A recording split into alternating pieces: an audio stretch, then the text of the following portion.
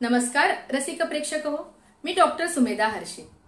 साप्ताहिक जनमंगल परिवाराची मी एक सक्रिय सदस्य आणि साप्ताहिक जनमंगल प्रस्तुत नाद लहरी या साहित्य अभिवाचनाला वाहिलेल्या ध्वनिमासिकाची मी कार्यकारी संपादक. काही दिवसांपूर्वी मी कथाकथन आणि अभिवाचन या दोन्ही मधला फरक तुम्हाला समजावून सांगितला होता आणि त्याची पूर्वतयारी कशी करायची याबद्दलही मार्गदर्शन केले होते आणि त्याला तुम्हा सर्वांचा खूप छान प्रतिसाद मिळाला आणि तुम्ही परत एकदा मागणी केली की मी अजून मार्गदर्शनापर अजून एक व्हिडिओ बनवावा. तर आपण तुमच्या ज्या समस्या तुम्ही मला सांगितल्यात त्याचं निवारण करण्याचा प्रयत्न करूया. मागच्या वेळेला मी सांगितल्याप्रमाणे कथाकथन आणि अभिवाचन या दोन वेगवेगळ्या गोष्टी आहेत हे तुम्हाला आता समजलं असेलच. मला एकांनी एक प्रश्न विचारला होता की कथाकथन म्हणा किंवा अभिवाचन करताना म्हणा, जेव्हा आपण ते ऑनस्क्रीन करतो किंवा ऑफस्क्रीनही करतो तेव्हा जर आपण दिसायला सुंदर नसू किंवा आपला आवाज चांगला नसेल तर आम्हाला न्यूनगंड येतो, तर तो कसा दूर करायचा. खूप छान प्रश्न होता हा. पहिले तुम्हाला सांगू इच्छिते की आपल्या दिसण्यावरती काहीही अवलंबून नसतं हे सगळेच जाणतात. तुमच्यामध्ये ते टॅलेंट असेल, ती बुद्धिमत्ता असेल तर त्या सौंदर्याकडे तेवढं दुर्लक्ष केल्या जातं.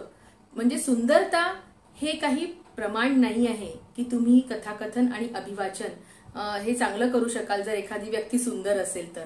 असं काहीही नसतं, त्यामुळे तो न्यूनगंड बाळगण्याचं कारण नाही. दुसरी गोष्ट जी आहे की आपला आवाज जर चांगला नसेल, म्हणजे कधी किनरा आवाज असतो, खूप हळू आवाज असतो, त्याच्यावरती मात्र आपण काम करू शकतो. त्या समस्येचं आपण निवारण नक्कीच करू शकतो.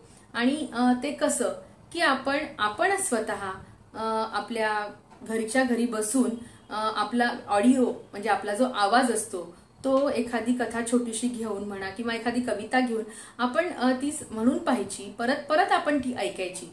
आणि जर आपला आवाज खूप हळू येत असेल तर आपण पुढच्या वेळा रेकॉर्डिंग करताना तो आवाज अजून थोडा वाढवायचा, दुसऱ्यांना दाखवायचा, घरातल्या तुम्ही व्यक्तींना दाखवू शकता किंवा तो ऑडिओ म्हणा किंवा व्हिडिओ म्हणा तुम्ही तुमच्या मित्रमैत्रिणी ज्या जवळच्या असतात त्यांना पाठवू शकता. म्हणजे ते तुम्हाला तुमचे दोष सांगतील, चुका सांगतील आणि अशी वारंवार प्रॅक्टिस करत राहिल्यानंतर तुम्हाला मग आत्मविश्वास येईल आणि तुमच्या आवाजामध्येही तुमच्या सादरीकरणामध्ये नक्कीच फरक पडेल.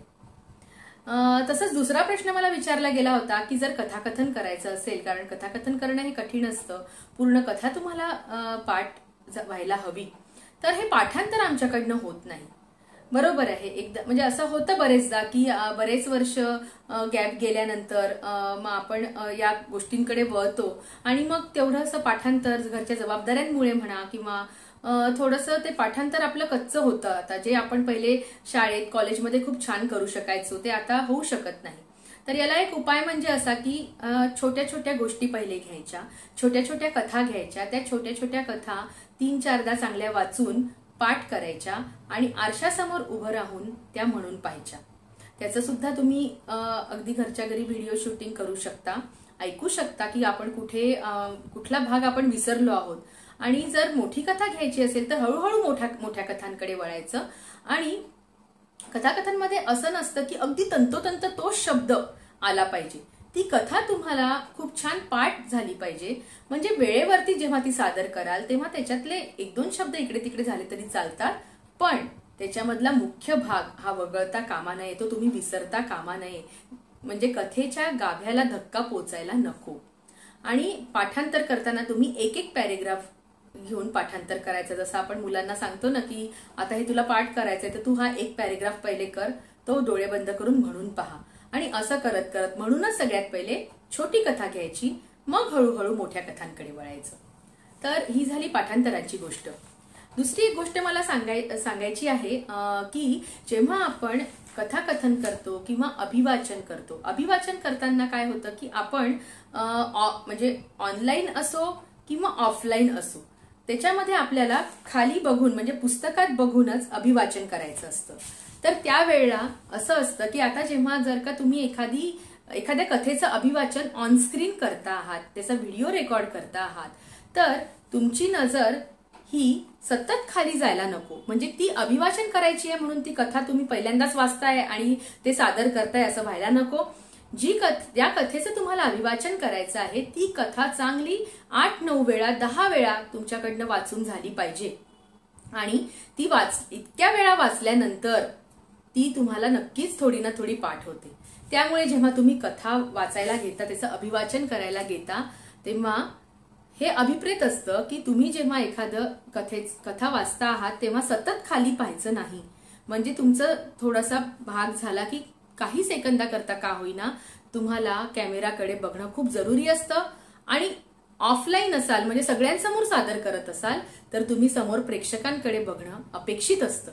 त्यामुळे अभिवाचन करताना सतत खाली मान घालून अभिवाचन म्हणजे पुस्तकामध्ये डोकं घालून अभिवाचन करायचं नाही.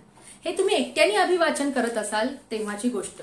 जर तुम्ही ग्रुपमध्ये टीममध्ये अभिवाचन करत असाल म्हणजे समजा 3-4 जणांची टीम असेल आणि तुमचं अभिवाचन चालू असेल, त्यावेळेला असं होतं की समजा दुसऱ्या व्यक्तीचं अभिवाचन चालू आहे, तुमचा तो भाग संपला आहे वाचून आणि त्याचा संवाद चालू आहे, त्यावेळेला मग आपण काय करायचं तर त्यावेळेला तुम्ही त्या पेजेसवरती म्हणजे त्या कथेमध्ये बघू शकता, मध्ये मध्ये प्रेक्षकांकडे बघू शकता. तर दुसऱ्यांनी काय, जसं नाटकामध्ये असतं, नाटकामध्ये खूप वेगळी गोष्ट असते. नाटकामध्ये आपल्याला काही अभिनय म्हणजे अंगिक अभिनय पण करायचा असतो. जेव्हा आपले काही संवाद नसतात तेव्हा निश्चल बसून राहायचं नसतं. पण अभिवाचनमध्ये तुम्हाला बसून निश्चल राहायचं असतं, पण तुम्ही थोडं तरी प्रेक्षकांशी कनेक्ट व्हायला हवं. म्हणून जर तुमचं संवाद नसतील, जर तुमचा भाग संपला असेल बोलून, तर तुम्ही थोड्या वेळ त्या पानांमध्ये किंवा थोड्या वेळ प्रेक्षकांकडे बघितलं पाहिजे. त्याचप्रमाणे कथाकथन करताना एक गोष्ट तुम्हाला लक्षात ठेवायला हवी की कथाकथन ही आपण आता जर ऑनस्क्रीन करतोय तर कॅमेराकडे बघून आपण करायचं असतं, हे तुम्हाला माहितीच आहे. पण जर तुम्ही ऑफस्क्रीन करत असाल, प्रेक्षकांसमोर करत असाल स्टेजवर उभे राहून, तर तुम्हाला प्रेक्षकांकडे बघून ती कथा सादर करायची आहे. म्हणजे ती कथा सादर करत असताना तुमची दृष्टी वर भलतीकडेच अशी नको. त्यामुळे तुम्ही प्रेक्षकांशी संवाद साधू शकत नाही, प्रेक्षकांना तुम्ही आपलेसे वाटत नाही.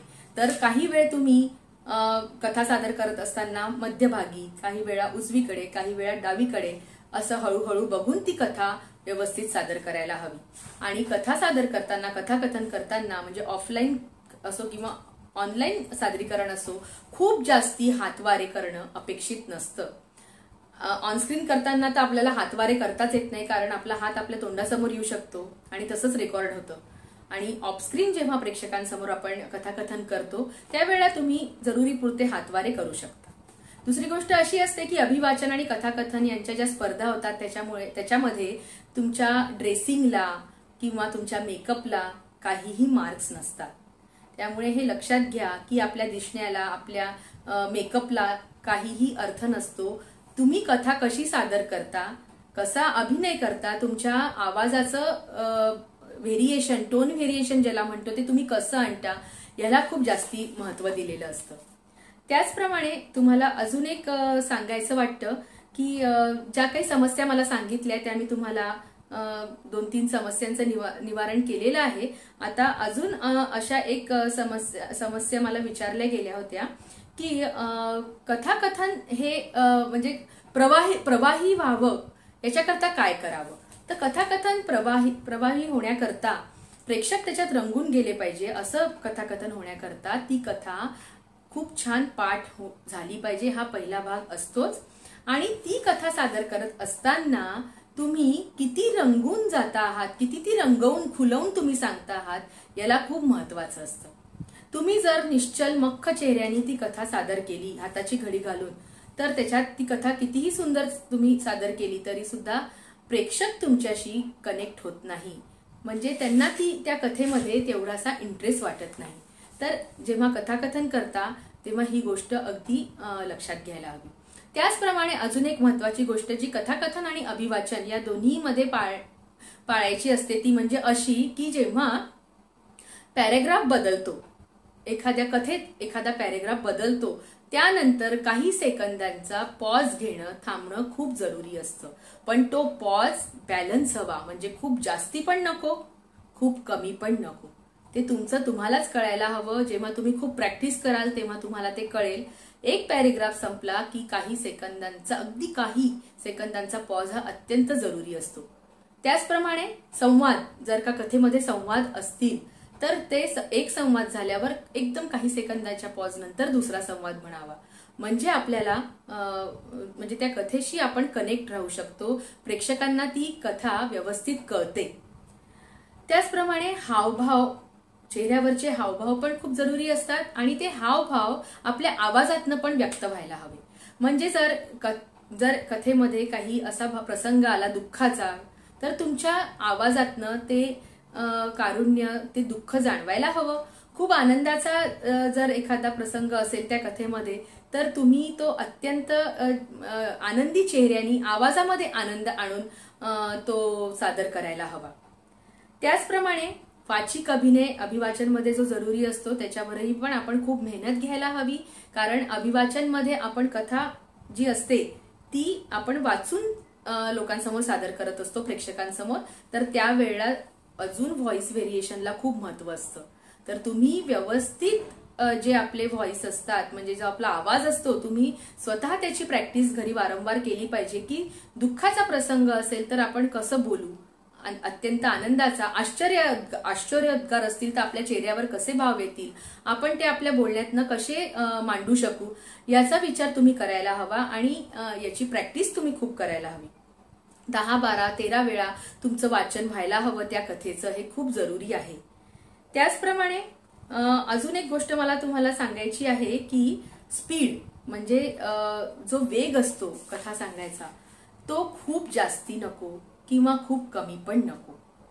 कधी कधी काय होतं की आपल्याला खूप घाईघाईत बोलायची सवय असते, एक्साइटेड पर्सनॅलिटीजचे काही व्यक्ती असतात, तर आपण ती कथा जरी चांगल्याने सादर केली, म्हणजे आपल्या व्हॉइसमध्ये व्हेरिएशन्स आले, चेहऱ्यावरचे हावभाव पण आले, पण जर आपण खूप वेगात ती कथा सांगितली तर तिचे जो परिणाम असतो, इफेक्टिव्हिटी असते, ती तितकीशी हृदयापर्यंत भिडत नाही प्रेक्षकांच्या, कारण ती अत्यंत वेगात वाचल्या गेलेली असते. आणि जर कोणी एखादी कथा अत्यंत हळू सादर करत असेल तर प्रेक्षकांना ती बोरिंग वाटते. त्यामुळे या स्पीडवर, या वेगावर पण आपण बरंच काम करायला हवं आणि याची पण खूप आपण प्रॅक्टिस करायला हवी. त्याचप्रमाणे कथेमध्ये जसे आपण समजा अभिवाचन करत असू, तर अभिवाचन 3-4 जणांमध्ये ग्रुपमध्ये जेव्हा करत असू, तर या अभिवाचनामध्ये जेव्हा आपण एखादा काही कथेचा भाग असतो तो निवेदक म्हणून एखाद्याकडे देतो, काही संवाद असतात ते पुरुषांचे समजा पुरुषांना दिले, स्त्रीचे स्त्रीला दिले तर गोष्ट वेगळी. पण आपल्याकडे तेव्हा पुरुष जर का नसतील अवेलेबल आणि आपण 2-3 स्त्रियांनी मिळूनच जर एखादी कथा सादर करण्याचं ठरवलं आणि त्याच्यामध्ये पुरुषांचे पण संवाद असतील, तर जी स्त्री ते पुरुषांचे संवाद सादर करत असेल तर त्या स्त्रीच्या, असं म्हणत नाही मी की एकदम पुरुषी आवाज काढावा, कारण त्या स्त्रीचा आवाज जर नाजूक असेल तर ती पुरुषी आवाज काढू शकणार नाही. पण तिने याच्यावर अत्यंत मेहनत घेतली पाहिजे की आपला जो पुरुषांचा आपल्याला आवाज काढायचा आहे तो नेहमीच्या आवाजापेक्षा थोडासा वेगळा, थोडासा पुरुषीपणा त्यात डोकवायला हवा, असं तिने करायला हवं. त्याचप्रमाणे जर एखादा पुरुष जर स्त्रीचं संवाद वाचत असेल तर त्यांनीही थोडासा किंद्रा नाजूक आवाज काढून तो सादर करायला हवा, असं अपेक्षित असतं. जर तुम्ही एकटेच अभिवाचन करत असाल आणि तुम्हाला निवेदनही करायचं असेल आणि पुरुष स्त्रीचेही संवाद किंवा एखाद्या छोट्या मुलाचे पण संवाद म्हणायचे असतील, तर त्यात तुमचं सगळं कौशल्य पणाला लागतं, कारण तुम्हाला निवेदकाचा आवाज म्हणजे तुमचा जो नॉर्मल आवाज आहे, सामान्य आवाज आहे, तो काढायचा असतो. त्याच्यानंतर जर लागलीच एखाद्या पुरुषाचा संवाद आला तर एका स्त्रीला तो पटकन आवाज टोनमध्ये व्हेरिएशन आणायला लागतं. नंतर लागलीच छोट्या मुलाचा संवाद असेल तर तुम्हाला त्याप्रमाणे तो संवाद म्हणायला लागतो. त्या मुलाचा आवाज जसा असतो त्या टोनमध्ये. स्त्रीचा संवाद असेल तर तुम्ही स्वतः स्त्री आहात, पण तुम्ही निवेदकाचा आवाज तुमचा हा सामान्य आवाज आहे, पण तुम्ही त्या एका विशिष्ट स्त्रीचा आवाज काढता आहात, तर तो तुम्ही वेगळ्या टोननी, वेगळ्या पद्धतीने सादर करायला हवा. तर ह्या सगळ्या गोष्टी याच्यामध्ये असतात, काही नियम असतात. तर हे सगळे आपण हळूहळू आपण हे शिकत जातो. जसजसं जितके जास्तीत जास्त आपण कथा सादर करतो, अभिवाचन करतो किंवा त्याचं कथाकथन करतो, तर आपण याच्यात हळूहळू पारंगत होत जातो. आशा करते की तुम्हाला तुमच्या समस्यांचं बरंचसं निवारण मी यावेळी केलं असेल आणि आशा करते की तुम्ही लोक उत्साहाने, जसं तुम्ही मागच्या वेळेला म्हणाले की आपण नक्कीच अभिवाचनाचं असे कार्यक्रम घेऊयात किंवा कथाकथनाचे, तर यावेळीही तुम्ही मला असंच अतिशय उत्साहाने किंवा आनंदाने तुम्ही म्हणाल की हो, आता आम्हाला याच्यावर मेहनत घ्यायची आहे आणि आम्हाला एखाद्या कथेचं अभिवाचन करायचं आहे. तर मी त्याच अपेक्षेमध्ये आहे, त्याची मी जरूर वाट बघीन. धन्यवाद.